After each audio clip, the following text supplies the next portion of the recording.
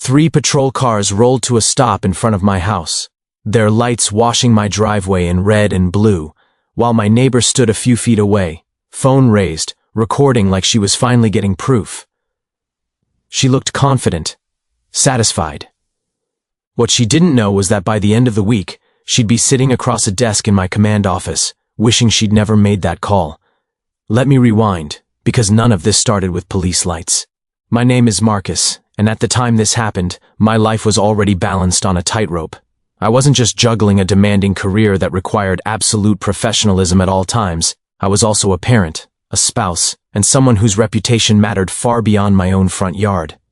Every decision I made had consequences, not just for me, but for the people who depended on me to stay calm, measured, and above reproach.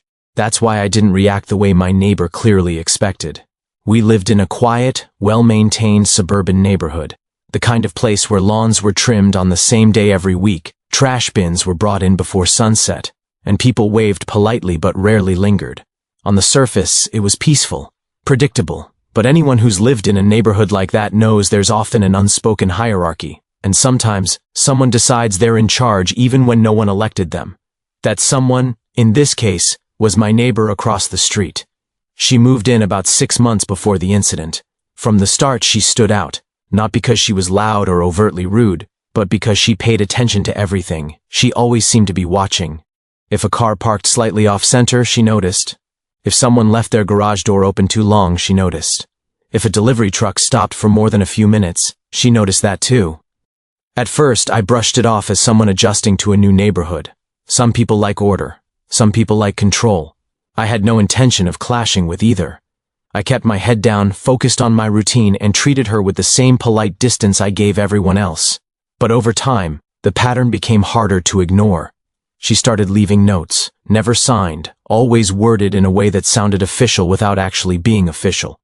Just a reminder about neighborhood standards. Please be mindful of shared sightlines. Several neighbors have expressed concern. Always several neighbors, never names. I knew better than to engage directly. Experience had taught me that people like her thrived on reaction, so I documented, stayed polite, and went on with my life. The morning everything escalated started like any other weekday. I had an early schedule, and part of my routine involved loading things into my truck before heading out.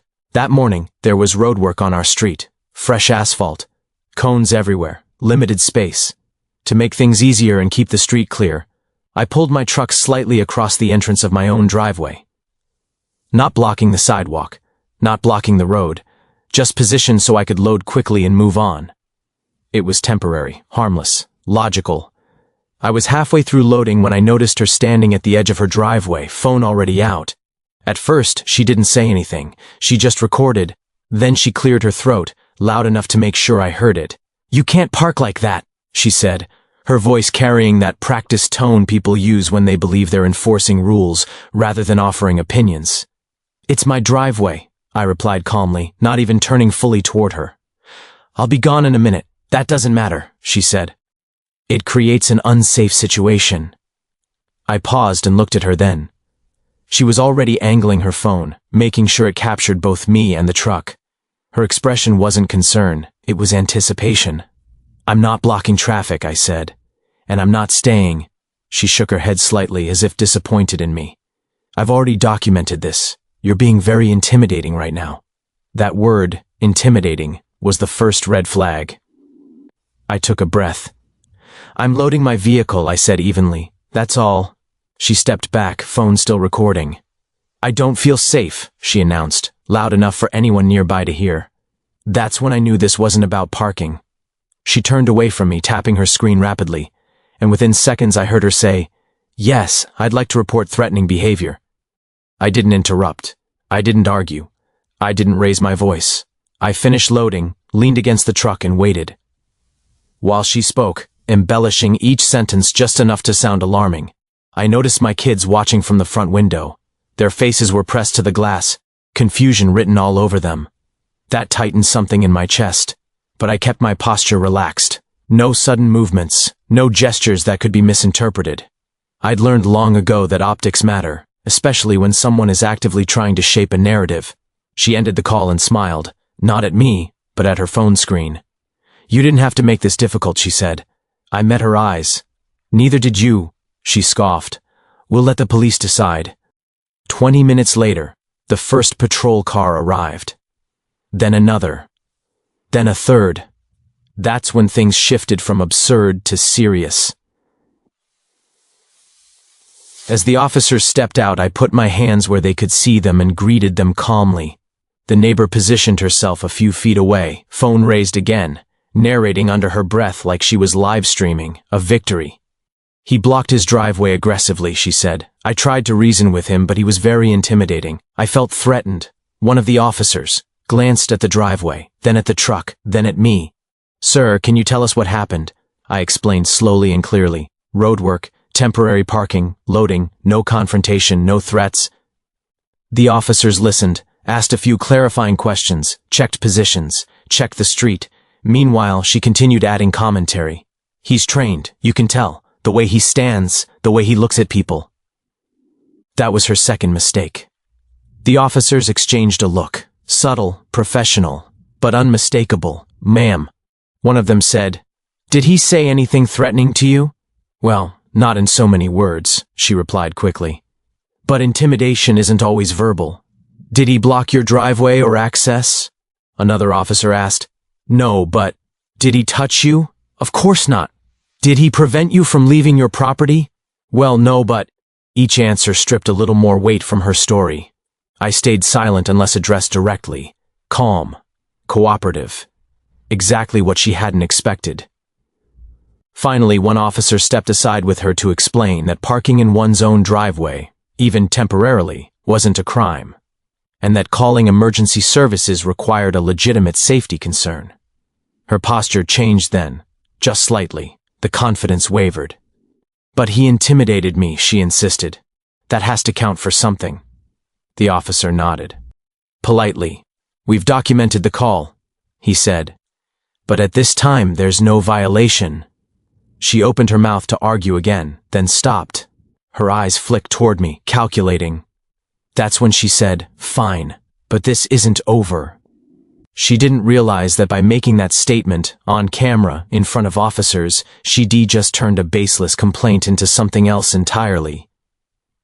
The patrol cars left, the lights disappeared, the street returned to quiet. She went back inside her house without another word. I went inside mine and closed the door. From the outside, it probably looked like nothing had happened. Just another neighborhood disagreement, another overzealous call, another day. But for me, that was the moment I shifted from tolerating a nuisance to recognizing a pattern. Because people who misuse systems don't stop after one attempt. They escalate. And they usually do it believing they're untouchable. She had no idea how wrong she was. The day after the police left, I hoped, briefly, that the incident might be the end of it. Some people push until they're corrected and then back off. But experience has taught me that when someone believes they were wronged rather than corrected, they rarely retreat. They regroup.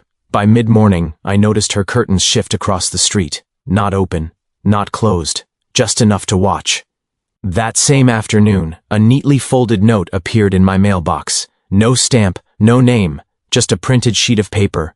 Repeated violations of neighborhood safety standards have been observed.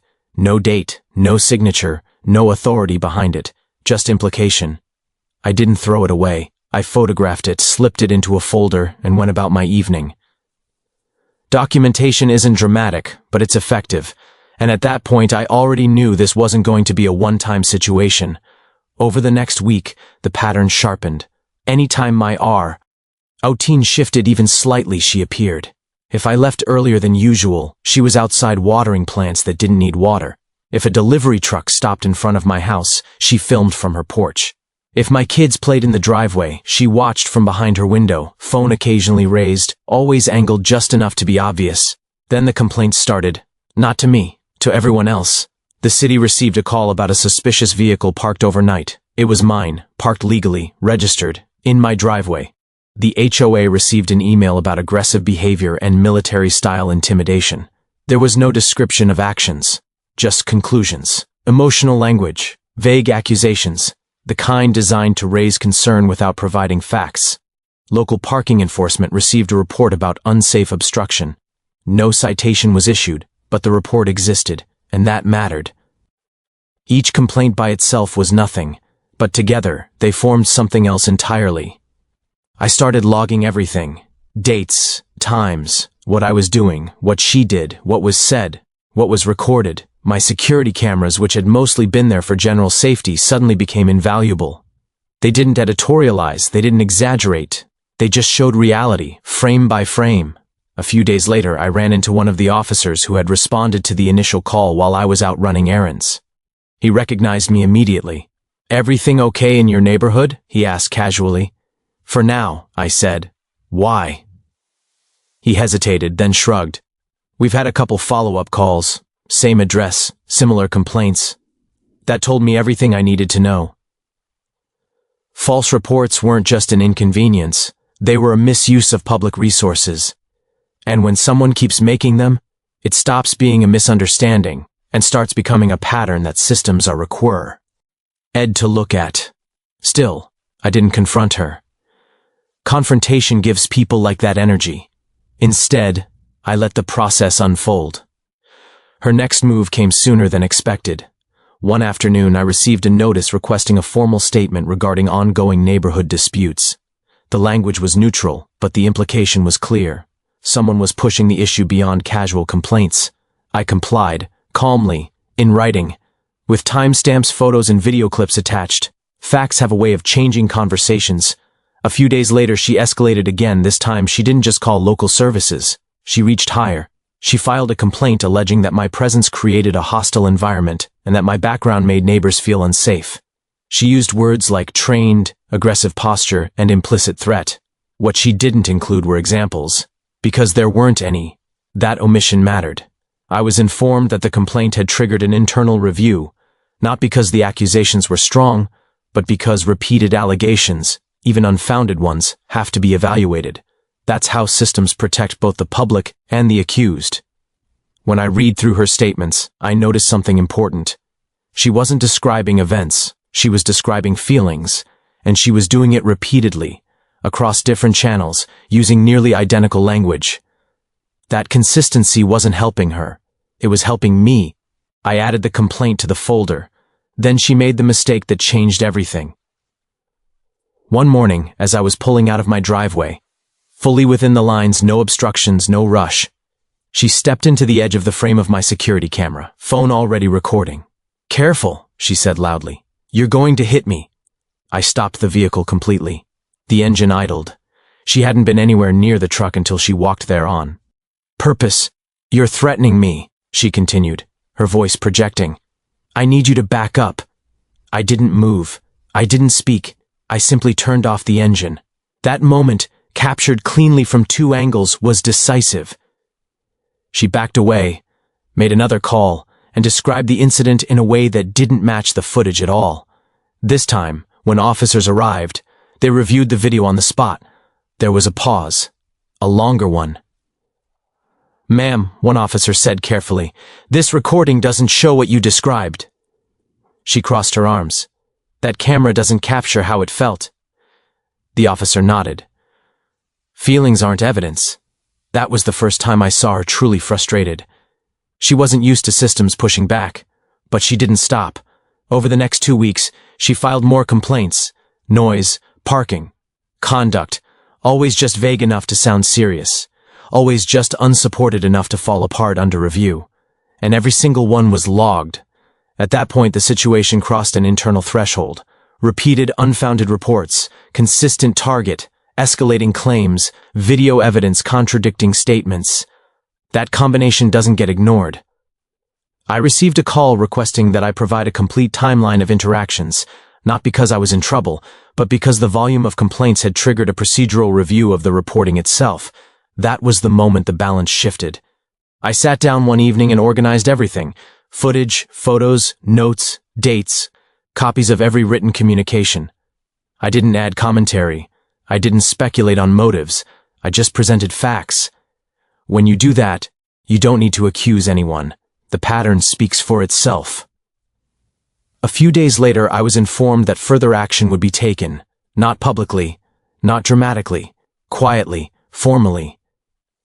She didn't know it yet, but her name was no longer being viewed as concerned neighbor.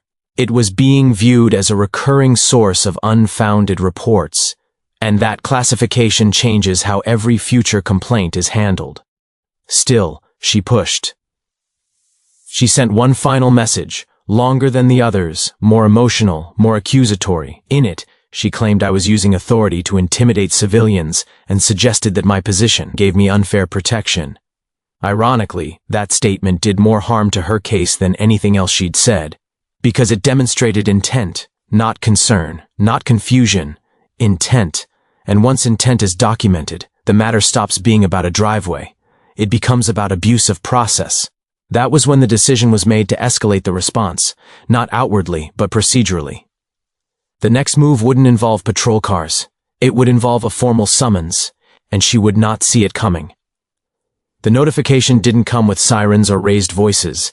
It came quietly, the way serious things usually do. A formal request for her to appear and provide a statement regarding repeated misuse of public reporting systems and documented false allegations.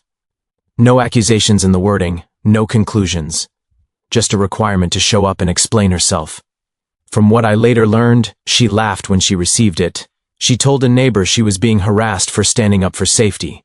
She assumed it was another empty process, another form she could talk her way through the way she always had.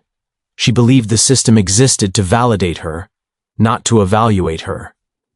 That belief lasted right up until the morning she arrived. The building wasn't dramatic. No uniforms lining the hallway, no raised voices, just a quiet office, neutral walls, and a long table with a few chairs arranged neatly on one side.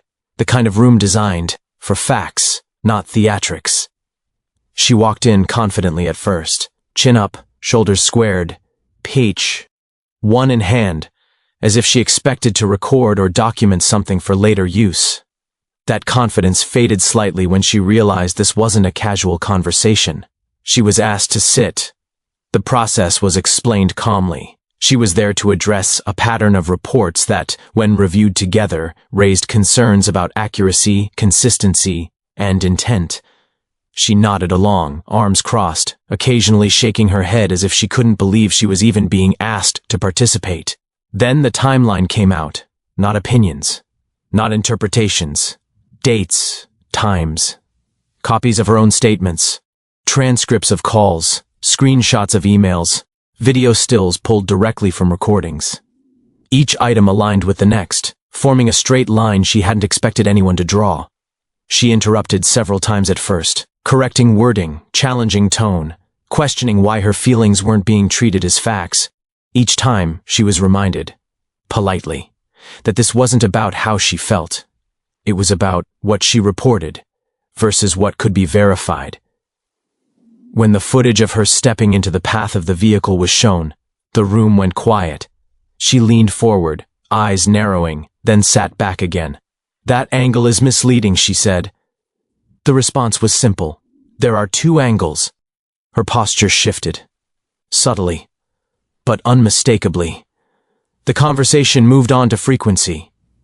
How many times she had contacted services. How often the reports named the same individual. How the language escalated, even as evidence contradicted her claims. That's when she tried to pivot.